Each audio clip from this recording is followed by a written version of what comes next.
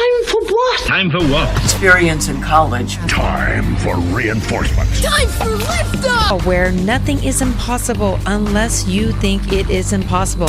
College. I have my college scholarship. Yes. Boom. College ran by real fast. You hung in with the best college. Touchdown! First time for everything. Well, what are you waiting for? What are you waiting for? Let's do this thing. Genius, let's do this thing!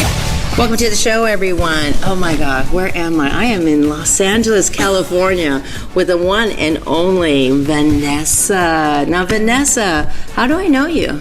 I graduated St. Ignatius in 2020, and I was part of the Majas program for 4 years. And I stumbled across Miss Vaccaro, I think my sophomore year, when it was the college tour for Majas. Right. And I was glued to her hip since then. Oh, you know. And I've been stumbling ever since she went to college. I've been stumbling all the way. Now, before we talk about this beautiful campus that we're at Loyola Marymount University, I just constantly tell people, like, you worked so hard in high school, right? Yeah. Explain, like, what it takes to get into a school like this or other similar private schools.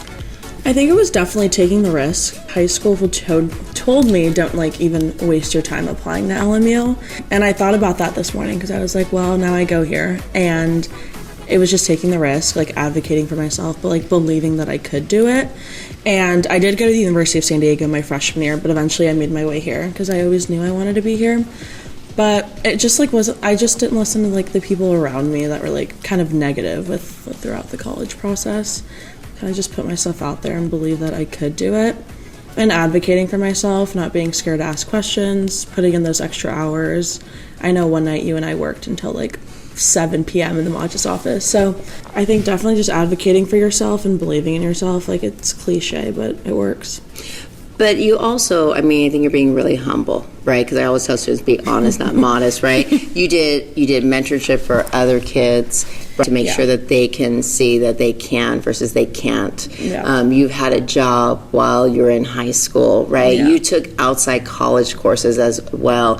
And you were very honest and real about the hiccups that every human being has. Yeah. And I think that's why you had so many acceptance letters, because of so many of the things that you were able to do and to show for your perseverance. Now, you probably said something that got people like, what? Wait. She went to University of San Diego, another private Catholic school. So what made you decide USD and then decide to transfer? Well, I didn't get into LMU coming out of high school. So I just kept that in the back of my mind, okay, if I want to transfer, I can. But I feel like USD and LMU are very similar. They're just in different locations. So I did talk to some people at LMU who have transferred out of LMU and have transferred into LMU through some numbers that you sent me. Yeah. So I kind of just weighed out the pros and cons, but I came back. I did a tour as a freshman at another college, and I decided, this is where I want to be. So I went through with the college process, and then I also texted you about that. And I saw if my credits would transfer over, and if they did, and everything would get me on the track to graduate in 4 years, then I was going to do it. And it did. And I think that's what makes you a superstar, right? So when there's a hiccup or the music changes, you're able to change the music. Yeah. Right? And then you also know to sit back. I'm like, maybe I want to change the music a little bit for you, right? You did your homework, you did your research, right? And I think that's something that's so important. And like you said, a lot of people started at LMU, it wasn't that good fit. Some people just chased the name and transferred out, and some other people were like, this is my home. So describe why LMU, Loyola Marymount University, is your home, this medium-sized, beautiful school right in the city of Los Angeles. Well, I think location is very important because a lot of the schools teach a lot of the same things, if we're being honest. I don't think that, I have teachers here that teach at UCLA and at USC, or they taught at Stanford, and they've made their way over here. So I feel like a lot of the curriculum could be the same. St. Ignatius is Jesuit, so I was explaining, this is a continuation of that I really did like, and that's what I was drawn to. But I also do the close access to the beach, or there's you can go into Hollywood, or anywhere we have easy access to. Right. And at San Diego, I didn't know if I was the whole beach vibe, surfer type of gal, so I think coming over here and just living here, I was able to kind of decide this is it. But it's also the people that I've met here at LMU who are genuinely just so caring and genuine, and I've met some of like my lifelong best friends here that have made the college process and experience just all more worth it because we all go through it together. And I mean, I was living with 3 other girls. I started off living with 7 girls, actually. It was a lot, but we were all different majors, and like it was just really cool just meeting different people that are like now my best friends, and they're from different states, and I go there and visit them, and then they come out here and visit me, and it's awesome. Understanding the vibe of the campus is important for those who can't visit a campus to understand that vibe. And I think sometimes when you do the tours, and for any college, no offense to anyone, I call it the stucco building tours. You can't really get the sense. What is your recommendation? Something online or what they could do from their homes to understand the vibe of a campus? We have a virtual tour on the LMU website that anyone could do, but you could also reach out to admissions, and I'm pretty sure like they would set up a Zoom call, or they'd have one of us student ambassadors like answer any questions from home. So you're a student ambassador. You're also in a sorority. What else are you involved in? Do you recommend the sorority or Greek life to anyone? Yes, and I do that. I say that because it's not like the typical like hazing college. Yeah, depending what scope, but at LMU it's not. But at LMU it is not. It's to network. There's a very sweet, genuine group of girls here, and I really like it because it forced me to get out there. I go to chapter meetings. Today we're having a flag football, and the girls are playing each other, different sororities, over here on our field, and I really like it. Like my roommate and I are both just happen to be in the same sorority, but you also get to mingle with other people in different sororities, and I've made some lifelong friends there too.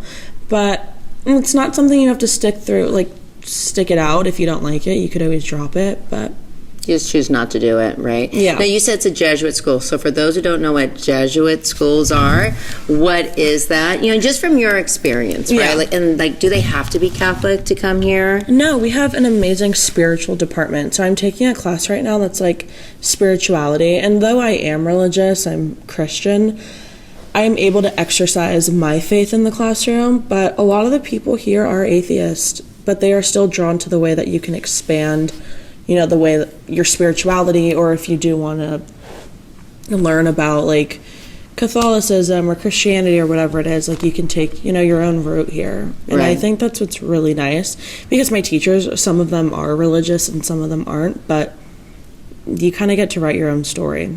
So what's your major here, and how are they preparing you for the real world?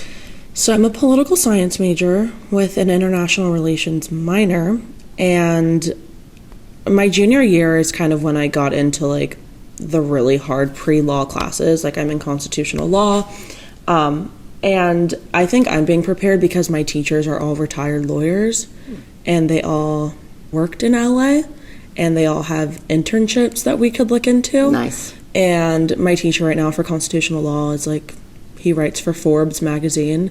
So he just like is really well connected. And he has pushed me beyond my limits. Like I have never had to sit in a library for so many hours just like studying. But we have an amazing department, whether it's like students in the political science department that are in my grade or older than me, like they offer to tutor, and we have free tutoring services here. And then you said that the professors are teaching you no TAs, all small classrooms. Yeah. Really amazing experience. How's the dorm life here? And you live on campus right now, so there's residential neighborhood, beautiful, gorgeous. You're loving your house that you're in right now, correct? Yeah, well, I live down the street from here, so maybe like a 3-minute drive, 10-minute walk.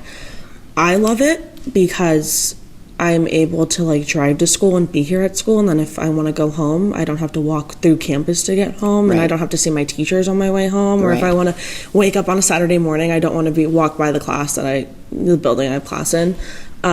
So I really love the off-campus place that I live at. It's a really cute, safe community, and students live there too. So I've actually, the day I was moving in there, I like found out my neighbor's one of my friends. So, oh, nice. Yeah. That's nice. And then your first year here, the dorms, I saw there's new ones. They look beautiful, but how's all the rest? They are beautiful. It's a lottery system. It depends what you get. Okay. So some are not ideal. Some are not. So the typical horror stories versus the gorgeous dorms. Yeah. It just depends what you get. The gorgeous dorms, though, are pods, so you don't have a bathroom. It's a communal bathroom. Okay. You don't have a kitchen. You have to go downstairs. But in the less nicer dorms, you have your own kitchen, your own bathroom. It's not awful. I think it's definitely, it builds character. Okay. And I think a lot of college students should go through it, just to go through it. My roommates and I talk about it. Like, compared to the apartment we're in now, I don't know how we survived living in this dorm on campus, but it was so much fun. Good. People leave their doors open. You guys get to walk upstairs to your neighbors. They come into your apartments. Like, it was an amazing way to meet people and kind of just like bond with the people around you. Now, a lot of times kids look at the sticker price. They hear private school and they go, it's expensive. Because they go, wait, it's $55,000 tuition. That includes room and board. And I'm like, no, it doesn't. No, it does not. So what have you experienced from other students, whether they are, are they a lot on financial aid or not? Is it affordable? What's a recommendation you have for students? Definitely look, and while you're in high school, look for all of those scholarships. And I remember you told me that, and I didn't really do a good job on that, so I pay the price now. But you were working hard too. But I was, yeah. I think it's definitely expensive, but never take the first no as an answer. I have continuously appealed for more money, and appealed and appealed and appealed, and I was just like, I remember when I was transferring here, I was like, USD charges me $10,000 a year to come here. Can you match it? You're gonna match that. And they were like, no. And so I came down here, I met with them, and I was like, listen, like, I think I would be a great addition to your school, and I'm going to need you to price match that. And I asked for a recommendation, and you wrote it. So they price matched it. And every year it goes up like a few $100s, but I'm like, yeah, that's not bad at all. So I think definitely, like, don't take no for an answer. Keep asking. Apply for the scholarships while they're there. And work hard. Yeah. Basically, the can't stop, won't stop. Yeah. That's right. Thank you so much, Vanessa. Of course. Thank you for having me. And until next time. Thank you for listening to our podcast. We really appreciate you taking the time out of your precious day to listen to us. So subscribe so that you could download this podcast wherever you may be. We're on so many different streaming devices, but also you can find out more information about College for All at college4all.com. We're also on Twitter at collegeforall.amv, Instagram collegeforall.amv, and more to come. Thank you and have an amazing day.